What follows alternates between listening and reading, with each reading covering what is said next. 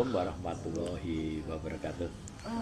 Waalaikumsalam warahmatullahi wabarakatuh. Sebelum memulai PPL di Panti Sosial Rehabilitasi Jiwa Tirto Jiwo, mungkin ada sedikit sekilas tentang Tirto Jiwo.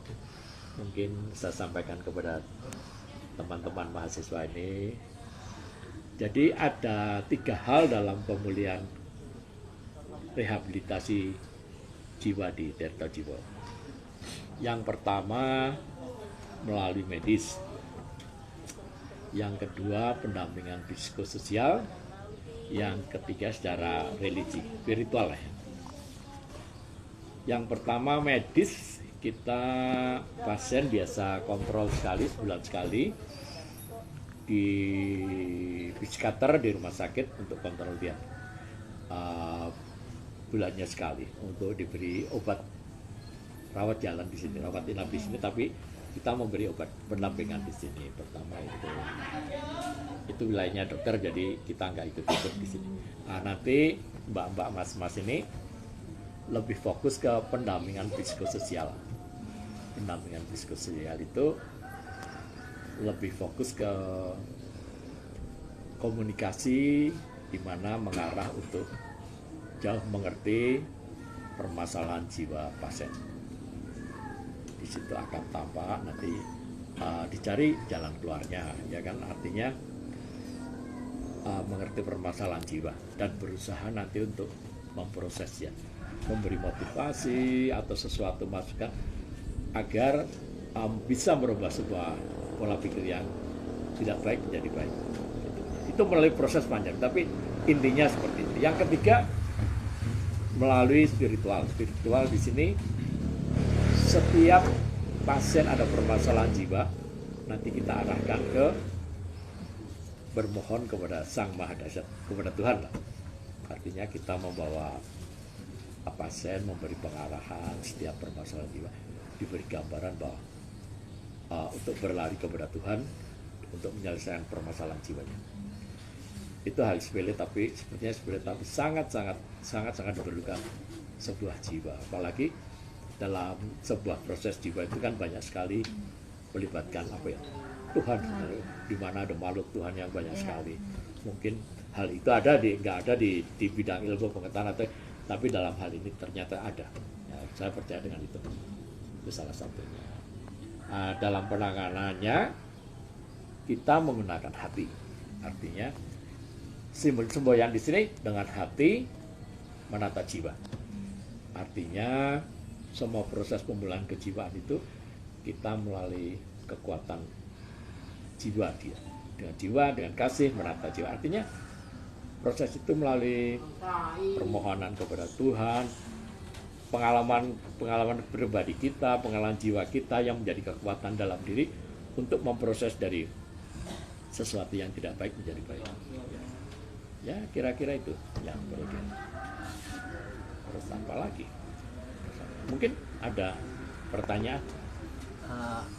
Untuk tantangan sebagai orang dengan gangguan jiwa setelah keluar dari panti, kan biasanya masyarakat itu merestriksi si gangguan jiwa itu, jadi ada satu pertanyaannya, gimana cara habit setelah keluar si gangguan jiwa ini bisa bermasyarakat gitu. Baik. Jadi gini Mas Andri, Panti Sosial Rehabilitasi Jiwa Tirto Jiwo ini sangat berkeinginan bermaksud meningkatkan menata jiwa. Artinya menata, biasanya setiap orang masuk ke sini kebanyakan ada permasalahan jiwa. Itu step by step ya, diatasi dari satu untuk menjadi tenang dulu, yang kedua tenang, meningkatkan untuk banyak tingkatan. Pada titik tertentu sudah keluar, mungkin sangat memungkinkan sekali loh, seharusnya idealnya sudah mampu untuk masyarakat. Makanya di tempat kita terbuka kan, jangan suka ke warung, melebar lagi ke pasar, melebar lagi ke rumah makan. Itu artinya kita tidak mengisolir, gila. Artinya biar berkembang untuk jauh nanti luas ke alam bebas. Dengan modal kita memberi masukan tadi melalui medis, pendampingan psikososial, juga spiritual, ya kan? Harapannya nanti kalau keluar itu tidak sekedar keluar, tapi mempunyai jiwa yang kokoh. Yang perlu dicatat, ada juga orang-orang gangguan jiwa itu selain bisa terjerumus, bisa juga menjadi hebat jiwanya. Dengan pengalaman-pengalaman batinnya yang mungkin orang lain tidak mengalami, jangan mengalami. Bisa menyelesaikan lagi. Nah, itu harus diselesaikan pelan-pelan dengan melibatkan Tuhan. Gitu kan. Saya kira itu yang paling penting. Untuk pedomannya mungkin setelah saya juga kena gangguan jiwa ini, pedoman untuk keluar itu apa sih? Pedomannya harus ada, karena kita melalui medis, pendampingan psikososialnya, kita harus kerjasama dengan keluarga, dokter, ya kan, juga kita.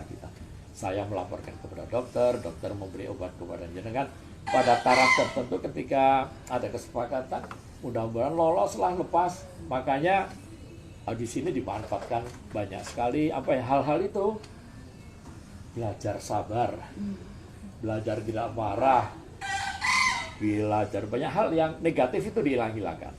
Kalau hal-hal itu negatif bisa dihilangkan, nanti akan muncul sesuatu yang istimewa, sesuatu yang positif. Apa itu? Dengan doa, ya kan?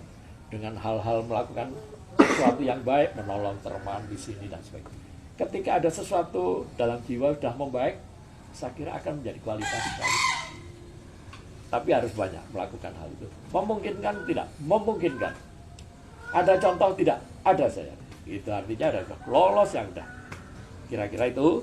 Oke, nanti kapan-kapan dilanjut lagi sambil berlalu dalam hal pelatihan. Nanti kalau ada pertanyaan-pertanyaan tentang kejiwaan, nanti saya sebagai pengelola juga nanti bisa tanya kepada dokter dan sebagainya, ada semuanya. Saya boleh tanya Pak? Boleh. Kan itu dari medis ya. Medis kan psikiater ngasih obat kan ya? Ya. Itu dari sini kan ngasih obat rutin ke pasien. Ya. Ada nggak sih Pak perkembangan yang signifikan dari pasien dari obat rutin itu? Sebetulnya menurut saya ada. Ketika obat itu didampingin dengan 3 hal tadi, pendampingan psikososial, pendampingan spiritual. Artinya hanya dengan obat aja, menurut saya loh, kurang. Tapi fungsinya jangan disepelekan. Jenengan sebagai psikolog ini kan calon psikolog nanti mempunyai kekuatan tersendiri untuk tidak obatnya dengan obat. Mungkin jauh lebih istimewa dari obat. Karena apa? Bisa memberi masukan. Makanya dalam hal pendampingan psikososial diperlukan sekali kemampuan membaca jiwa, mengetahui permasalahan jiwa untuk merubah. Harus mempunyai kekuatan. Kekuatan dari mana? Dari pengalaman batin, dari permohonan ke Tuhan. Itu akan menjadikan kekuatan. Kekuatan panjenengan ini beda-beda.